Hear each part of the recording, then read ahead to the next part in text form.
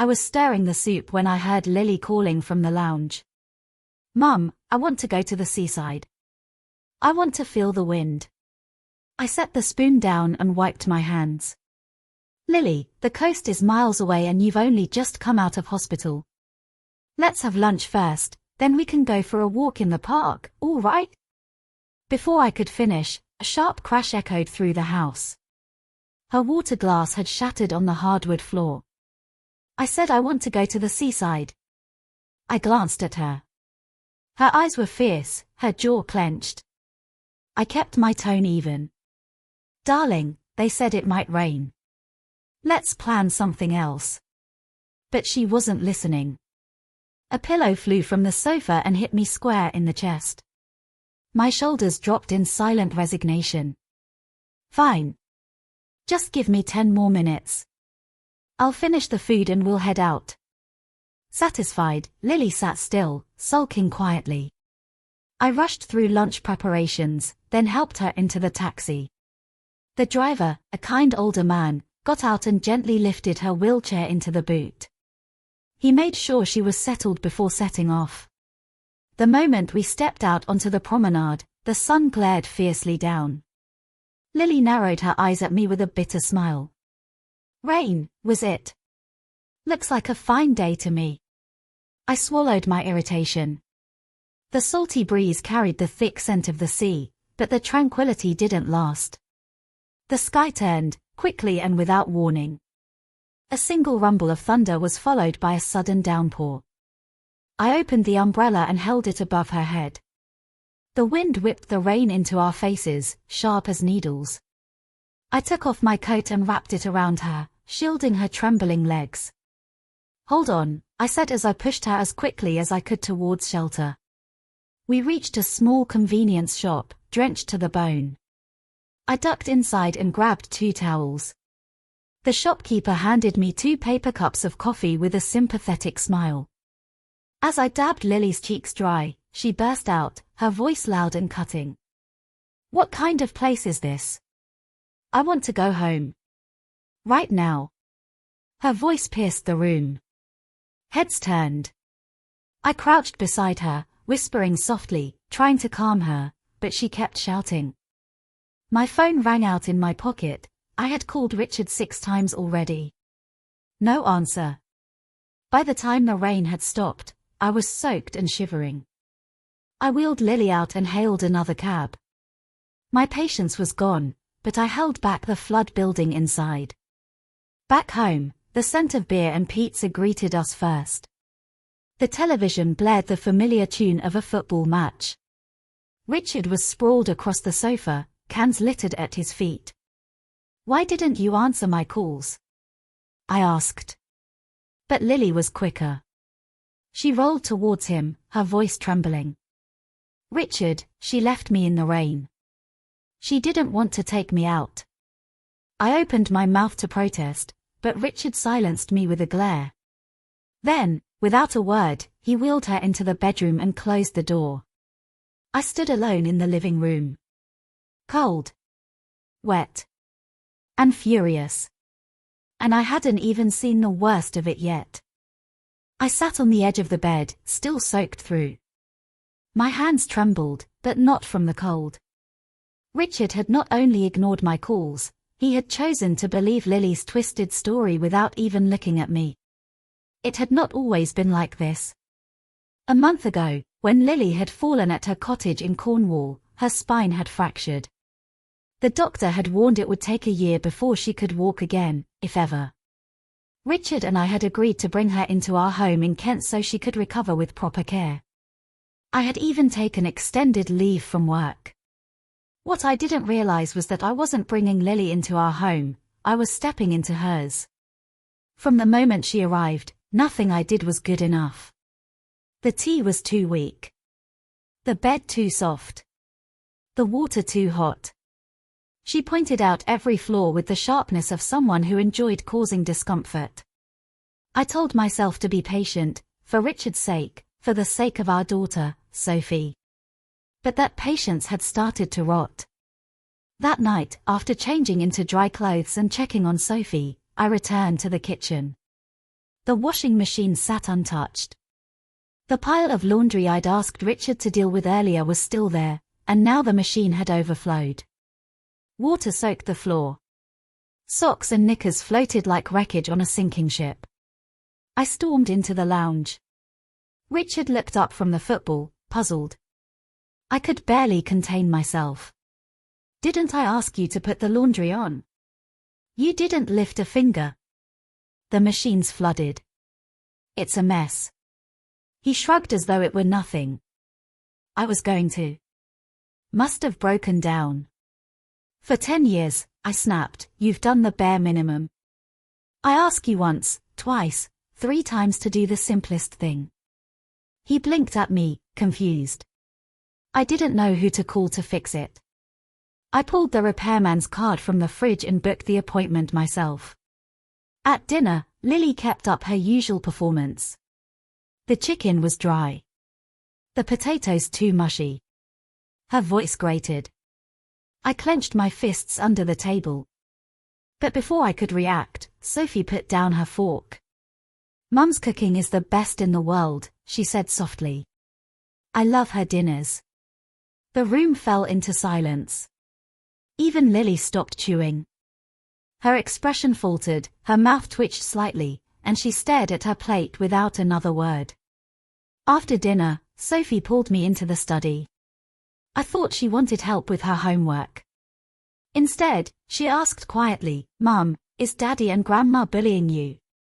I froze. Her question cut through me like broken glass. "Sweetheart, what makes you say that?" She looked down. "Miss Thompson at school says families should help each other. But Daddy never helps you. And when Grandma shouts, he always sides with her. He never sides with you." I held her hand tightly. That night, after she'd fallen asleep, I sat alone in the dark. My mind drifted back to the beginning, how Richard had pursued me with such persistence. The long phone calls. The surprise flowers. The promises. But the man lying beside me now was not that man. His phone buzzed on the nightstand. Once. Twice. 3 times. I had never checked his phone before. I believed in trust. But I picked it up. It was a chat with his mate Alan. I scrolled down. And that's when I saw it. A message from Richard. I pretended the washing machine was broken just to get out of doing it. I left it a mess on purpose. Alan's reply, "You legend. She's completely under your control." My hands shook. I took a screenshot. Then, without thinking, I held the phone across the room. The crash woke him. He sat up, blinking. "What the hell, Emily? Who's under your control?" I asked quietly. He stared at the screen, still glowing with the damning message. His face turned pale. "Baby, listen, it's not like that." "No," I cut him off. "Don't you dare, baby, me." I walked out of the room and found Sophie standing in the hallway, eyes wide with worry. Without a word, I lifted her into my arms. We left the house in silence. We walked under the weight of the night sky, with only the sound of my boots tapping the wet pavement and Sophie's gentle breathing in my arms. The wind had softened, and the moon peeked through the clouds like a curious eye. I did not know where we were going. I only knew we had to leave. I headed towards the high street, where the late-night bus occasionally passed through the sleepy village. My mobile buzzed 3 times. "Richard." I turned it off.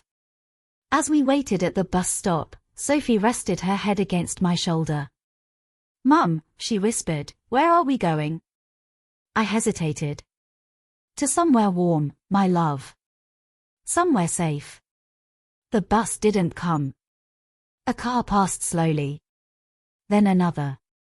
Then I noticed a figure walking our way from the other side of the road, a woman in a long dark coat and a yellow scarf wrapped tightly around her neck. She moved with certainty, heels clicking on the stone pavement. As she neared the bus shelter, she paused. "Everything all right, darling?" she asked, her voice deep and clear, with a touch of East London. I nodded politely. Just waiting for the bus. No buses after 10 round here. Last one's already gone. My heart sank. The woman watched me for a second longer, then gave a small, knowing smile. You look like a girl who's had enough, she said softly. I blinked. The words cut through my guard. My throat tightened. I'm just trying to keep my daughter safe tonight. She nodded as if she had heard it before. I'm called Maggie. I live 2 streets over. If you need a place to rest your legs and warm that little one, my door's open. No strings. Just kindness. Sophie looked up at me. Her cheeks were red from the cold. I looked into Maggie's eyes, steady, honest, without a trace of pity. I nodded. Thank you. Just for a little while. Maggie's house stood at the corner of a quiet street, tucked behind a hedge of lavender and a rusty gate. Inside, it smelled of cinnamon and old books. A sleepy ginger cat lifted its head as we entered, then returned to its nap. She led us to the sitting room. The fire's warm. Sit there. I placed Sophie on the armchair, wrapped in a blanket, and watched as her eyelids drooped. Within moments, she was asleep. Maggie returned with 2 mugs of tea and handed me one. You've got the eyes of someone who's been walking on eggshells for years, she said. I stared at her, surprised. I used to be you, she continued. Long time ago. Different house. Different face. Same silence. I sipped the tea. It was strong, bitter, but steadying. I didn't even realize how much I'd disappeared, I murmured. Maggie sat across from me and leaned forward. Men like Richard, they don't break you in one go. They wear you down quietly. They don't need fists. Just enough silence, just enough doubt, to make you forget who you were. I nodded slowly. Tears prickled my eyes but didn't fall. What did you do? I asked. I left. Took nothing but my girl and a suitcase. Built my own life from the ground up. Hardest thing I ever did. Best thing too. The clock ticked on the mantel. The fire cracked gently. And in that room, surrounded by warmth, a cat, and a stranger's truth, I realized I had not been mad. Or dramatic. Or fragile. I had simply been surviving. And now, I had begun to wake up. The next morning, sunlight streamed through the lace curtains in Maggie's guest room, casting soft patterns on the walls. I stretched on the small sofa where I had slept, feeling a strange blend of exhaustion and clarity. Sophie was still fast asleep, curled up beneath a knitted blanket that smelled faintly of lavender and old wood. I crept into the hallway, trying not to wake her. The house was quiet, but it carried a kind of peace I hadn't felt in years. On the wall across from the stairs, I noticed a narrow shelf with old photo frames lined up like silent memories. One photo caught my eye. It was faded, slightly tilted in the frame, a young woman with dark eyes and messy curls, holding a small girl on her hip. They were laughing, their joy practically jumping out of the picture. Something about the way the woman held the child, fierce and protective, made my breath hitch. That was Maggie. And the little girl was unmistakably her daughter. I was still staring when Maggie appeared behind me, holding a cup of coffee. You found us, she said softly, handing me the mug. You look so happy, I murmured. She smiled, a distant glimmer in her eyes. We were. That photo was taken the day we moved into this house. First day of our new life. No man. No drama. Just us. I sat on the bottom step, fingers wrapped around the warm cup. I don't know where to start, I admitted. I have no money of my own. Richard always handled the accounts. All I had was Sophie's backpack and the clothes on my back when we left. Maggie crouched beside me, her voice low and steady. I had nothing when I walked away. But what I did have was freedom. And trust me, that's more powerful than any bank account. It doesn't take riches to build a new life. It takes guts. And you're already halfway there. Just then, a small voice called from the guest room. Mum. I hurried back and found Sophie sitting up, rubbing her eyes. I'm here, sweetheart, I said, brushing her hair back. Did you sleep well? She nodded slowly. I had a dream that we were flying.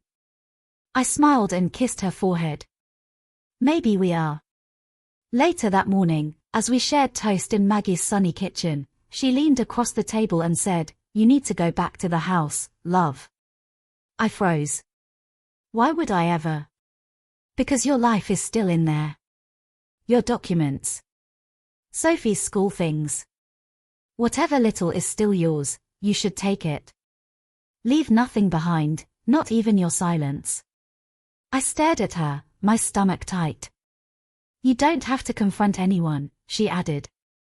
But you do have to reclaim yourself. I glanced at Sophie, who was quietly drawing on a scrap of paper. Then I nodded. That afternoon, with Maggie's encouragement ringing in my ears, I dropped Sophie at her old nursery teacher's home, Mrs. Thomas, a kind woman who lived just 2 doors down and adored Sophie like her own. Then I drove the borrowed car towards our old cul-de-sac, my pulse pounding in my throat. The house stood exactly as we had left it, neat, smug, and pretending nothing had happened. I took a breath, stepped out, and walked to the door. But before I could knock, it opened. And there stood Richard. His expression was unreadable, half surprise, half something colder. Emily, he said, voice flat. You came back. I said nothing. I simply walked past him, into the hallway that used to be mine. Everything looked exactly the same, the coat rack still slightly leaning, Sophie's wellies by the stairs. But as I reached the foot of the staircase, I froze. On the floor lay something I hadn't expected. A woman's scarf. Pale pink. Perfumed. Not mine. I turned slowly. I'll only be 10 minutes, I said. I'm not here to talk. Richard didn't stop me. But his eyes followed me like a shadow. I moved through the house like a stranger, each step heavier than the last. Every room echoed with memories I hadn't asked to revisit. The smell of lemon polish still lingered on the banister, as if time had stood still. Upstairs, our bedroom door creaked open, exposing the untouched world I had once called mine. The bed was made, too neatly. My eyes scanned the room. My side of the wardrobe was half empty. A small stack of unfamiliar books sat on my bedside table. But it was what wasn't there that unsettled me. All of Sophie's drawings. My favorite cardigan. The ceramic bird I'd bought from Cornwall, gone. I opened the bottom drawer of the wardrobe. Empty. I kneeled and peered beneath the bed. There it was. A cardboard box, its lid slightly askew. I pulled it out carefully, heart pounding, as if I were unearthing treasure or a buried lie. Inside were fragments of my life. My birth certificate. Sophie's immunization records. A few letters from my mother, old birthday cards from friends long lost, and our wedding album. I stared at the front cover of that album for a long time. Then I reached for the last item at the bottom. It was a notebook. Soft leather. Worn corners. Mine. The pages were filled with scribbles I barely remembered writing, recipes, thoughts, fragments of poetry written late at night while Richard snored beside me. I flipped through until I found one entry marked with a red ribbon. If I vanish, will anyone notice I'm gone? If I scream, will anyone hear me through the silence I wear every day? I closed the book sharply, suddenly aware of how loud my breathing had become. Footsteps sounded on the stairs. I rose to my feet, clutching the box. Richard appeared in the doorway, arms folded, blocking the light. You've made your point, he said coldly. I'm not here to make a point, I replied, voice steady. I came for what's mine. He scoffed.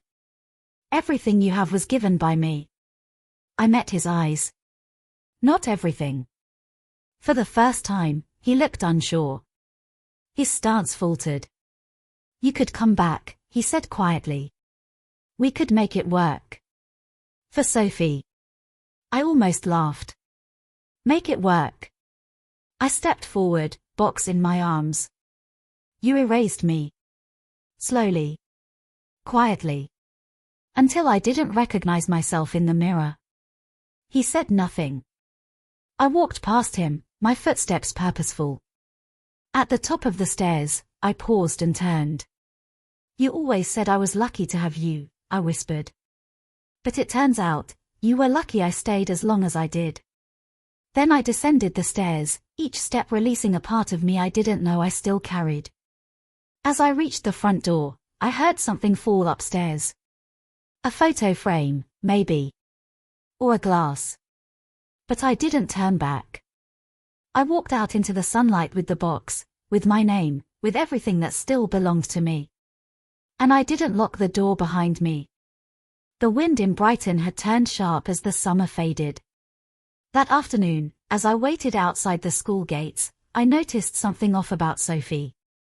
Usually, she would burst out of the doors, arms open, chatter ready to spill out. But today, she trudged forward slowly, her head bowed, her cheeks unusually flushed. Sophie? I rushed to her and knelt down. Her forehead was burning. She mumbled, I feel dizzy, Mummy. I didn't waste a second. I lifted her gently into the car, secured her seatbelt, and sped toward the children's clinic near the high street. Each red light felt like a mountain in my chest. Inside, the waiting room smelled of antiseptic and worry. Her small body sagged against mine as we waited, her breath shallow, fingers curled around my sleeve. When the nurse finally called us in, she took one look at Sophie and said, we'll need to run some blood tests. An hour later, as Sophie rested with an IV drip gently feeding into her arm, I sat by the bedside, exhausted. The doctor had said it was a viral infection, nothing serious, but her temperature, over 104, had frightened me to my core. I stood to adjust her blanket. That was when I saw them. At the end of the corridor, near the vending machine, stood a man holding a woman tightly in his arms. The image blurred until I blinked, put on my glasses, and saw clearly. It was Richard. And the woman wrapped in his arms was Jennifer. Jennifer, the neighbor from our old house. The one who always greeted us with forced cheer and too much perfume. Divorced. Alone. Or so I thought. I froze. Her face was pressed into his chest, her shoulders trembling. He whispered something and she nodded, wiping away tears. The air left my lungs. I ducked back behind the curtain, heart pounding in my ears. I couldn't scream. Couldn't shout. Sophie was right here, fragile and sleeping. I pulled out my phone, hands trembling, and snapped a photo. 1, 2, 3. Evidence. Their intimacy. The lies. Everything. A nurse walked by, snapping me back to reality. I didn't move. Didn't cry. I stared at my phone screen, where their faces were frozen in betrayal. When Sophie's finished, I gathered her gently and left without a word. Back at our flat, once she was asleep, I grabbed my coat, turned the car around, and drove straight back to the hospital. This time, I went to the pediatric wing and found the boys' ward. I had a hunch, and it proved right. Jennifer's son was admitted. The nurse there told me the boy had pneumonia and had been hospitalized for 3 days. His father is very attentive, she added, smiling. I nearly laughed. He's not the boy's father. He's my husband. She looked stunned. I spoke quietly but clearly. I wouldn't even know if my daughter hadn't fallen ill today. That man, he's been lying to both of us. As the words settled into the air, people nearby looked up. One man lowered his newspaper. Whispers started. I didn't care. When I left the ward, I called Richard. He answered quickly, voice flustered. Darling, I'm tied up with work. The company just put me on a big project, might be a few days. I let his lie finish. Then I said calmly, whoever's mother it is, they can take care of her. I ended the call. And blocked his number. That night, I printed the photos, bright, clear, undeniable. I had a banner made too. The next morning, I returned to our old community. The one where Richard and I had lived, where neighbors waved and gossiped over hedges. I posted the pictures on every notice board. Pinned them to garage doors and lamp posts. Then I hung the banner between two oak trees at the entrance. Bold red letters read, honoring married man Richard Walker for his devoted care of single mother Jennifer and her son. A true community hero. By noon, the whispers had turned to murmurs. Faces I once knew stared, mouths agape. Some shook their heads in disbelief. Others frowned in disgust. And me? I stood at a distance. Calm. Not out of vengeance. But truth. Let them wear the shame. Let the silence turn on them for once. Morning light filtered through the curtains as I sat at the kitchen table, the kettle rumbling softly behind me. Sophie was still asleep, her body finally finding rest after the fever. I stared at the cup in front of me, untouched, steam rising like ghosts of thoughts I couldn't put into words. My phone buzzed. First, a message from Richard. What the hell are you doing? Blocked. Then from an unknown number. Take those photos down. You've made your point. Blocked again. I stepped outside. The city felt strangely quiet, as if it, too, had inhaled and was waiting to exhale. I walked past the bakery, past the florist where I used to buy lavender on Fridays. I arrived at the community park where the banner still hung, bold and unapologetic. A small group had gathered. Some shook their heads. Others took photos. But I kept walking. I wasn't here to explain anything. At the post office, the clerk recognized me. Her eyes widened, then she looked away. I posted my official legal notice. Richard would now be served with divorce papers, and I had already started proceedings for full custody. I didn't care if it would take months. The truth was on paper now. As I left the post office, I passed Jennifer. She didn't look smug anymore. Her lipstick was smudged, eyes swollen. She was on the phone, pleading with someone. I didn't stop. But she noticed me. She hung up and took a step forward. Claire, please. I raised my hand, stopping her words. You deserve each other, I said flatly. But not in silence. Not anymore. She looked like she wanted to say something more, but my stare was unflinching. I walked away, the sound of her tears fading into the morning noise. Back at home, I prepared Sophie's breakfast. Toast. Eggs. A little strawberry jam. She shuffled into the kitchen, hair wild from sleep. Are we going to the park today? She asked. I smiled. Soon, sweetheart. Maybe after lunch. I didn't want to drag her into the shadows of adult betrayal. She had her innocence. And I would guard it fiercely. That afternoon, a knock came at the door. I opened it to find my mother. Her stern expression softened when she saw me.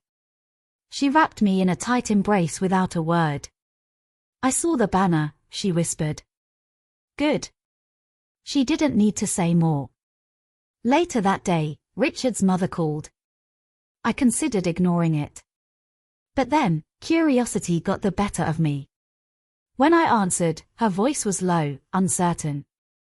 Claire, I had no idea. Of course not, I replied. He's very good at hiding things. She sighed. I just wanted you to know, whatever support you need for Sophie, you have it from me. And I'm sorry. There was a pause.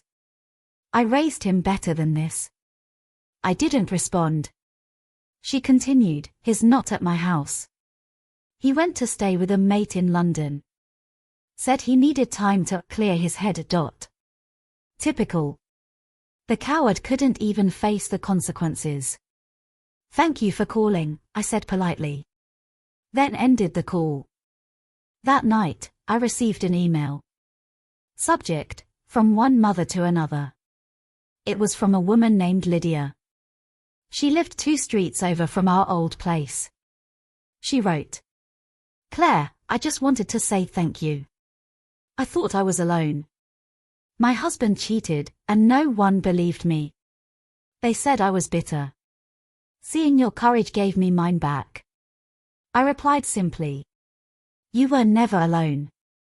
They just wanted you to think so. By the end of the week, I began to notice something remarkable. The women in our neighborhood were talking, quietly at first, then more boldly. Sharing stories. Swapping names. The betrayal wasn't mine alone.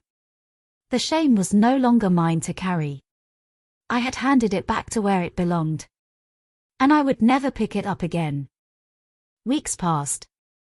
Summer unfolded quietly over Yorkshire, the air thick with jasmine and warm soil. Sophie had started laughing more often, her cheeks rosy and her curls wild. She no longer flinched when the doorbell rang. One afternoon, we returned from the park to find a small envelope tucked through the letterbox. The handwriting was unmistakable, Richard's. I opened it. No apology. No reflection. Just demands masked as concern. I deserve to see my daughter. This public spectacle has gone far enough. I burned the letter in the sink. That evening, I sat on the back steps of the cottage, a cup of tea warming my hands. The roses I had pruned months ago were in full bloom. Red. Bold. Unapologetic. Like I had become. I closed my eyes and breathed in the scent of them. The air was no longer thick with doubt or pain. Just growth. Quiet, persistent growth. The village had started to shift too. The pub that once whispered behind hands had grown quieter. Women walked taller. Some left partners who had smothered their light.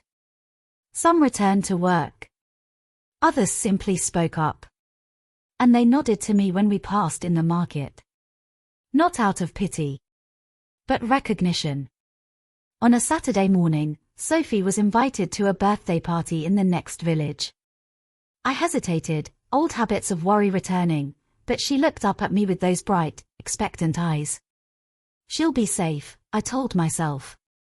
And she was. Later that night, she climbed into bed beside me, arms wrapped around my waist. Mummy, she whispered, you're strong. Like a mountain. I smiled in the dark. Thank you, love. That was all I needed to hear. The next morning, I wrote my final blog post.